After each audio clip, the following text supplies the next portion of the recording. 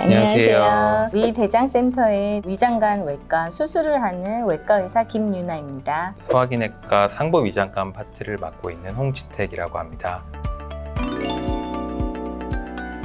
대부분 짜게 드세요. 짜고 탄 음식, 그거는 이미 많이 알려져 있는 거고요. 국가암정보센터에서 이미 밝혀져 있는 기록들을 보면 이미 짠 음식을 좀 더 즐겨 드시는 분들에서 4.5배나 위암 발생률이 더 높더라 하는 얘기입니다. 아무래도 위는 음식물이 제일 먼저 닿는 부분입니다. 그래서 식도 다음 바로 위로 넘어오기 때문에 음식물하고 가장 영향이 있고요. 음식물이 가장 먼저 닿는 점막에서부터 암이 발생을 하고, 그래서 내시경을 통해서 진단이 받을 수 있다. 저는 항상 그렇게 말씀을 드리거든요. 지금까지 봤을 때 위암이 바깥에부터 들어오는 경우는 없었기 때문에 모두 다 음식물하고 관련이 있다고 생각하시면 되고, 만약에 쌈을 싸서 먹는다, 고기가 좀 태웠는데 아깝다더라, 잘라내야 됩니다. 쌈장을 한 2숟가락 넣는 거, 1숟가락만 넣는 걸로, 그렇게 저는 항상 말씀을 드리고요. 김치를 싸서 먹는다 하면 쌈장은 좀 빼시는 걸로, 그런 식으로 조금씩 생활 습관을 바꿔주시면 확실히 도움이 되시고, 젓갈만 가지고도 식사를 하시는 분들이 있으세요. 그런 짠 음식들은 확실히 좋지는 않습니다. 그리고 훈제 음식, 가공 음식, 그것도 마찬가지고요. 다 아시는 모든 암에 해당하는 흡연과 음주는 5배까지 재발률을 올린다라고도 되어 있기 때문에 그 부분만 좀 조심해 주시면 되지 않을까 싶습니다.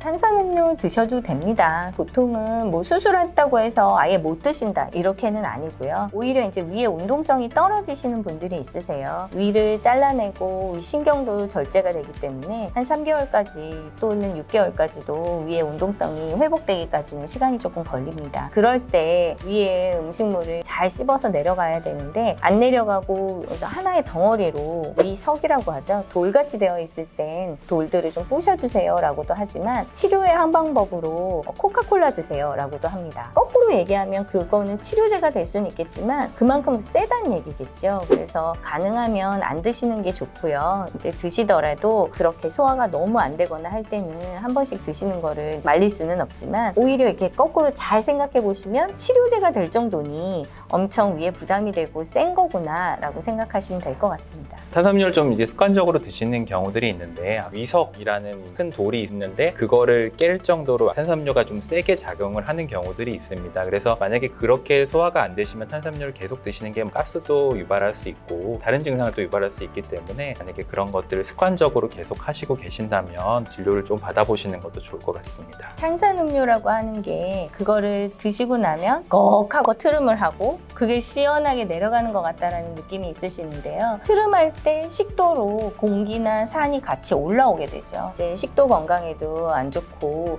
그런 이유들 때문에 식습관을 조금 바꾸시는 게 좋지, 아무래도 그런 분들은 많이 안 씹고 빨리 드시는 경우들이 많으세요. 그러다 보니까 뭔가 트름을 한번 해주고 나면 위에 음식물이 내려가는 느낌이 나는데 그냥 오히려 더 위를 괴롭히고 식도 쪽을 괴롭히는 일이 되는 거고요. 그렇게 하면서 위에 담아져 있는 공기를 한번 빼내고 싶어서 그러는 거거든요. 거꾸로 이제 그런 일을 안 만드시면 그게 훨씬 좋을 거라고 생각이 됩니다.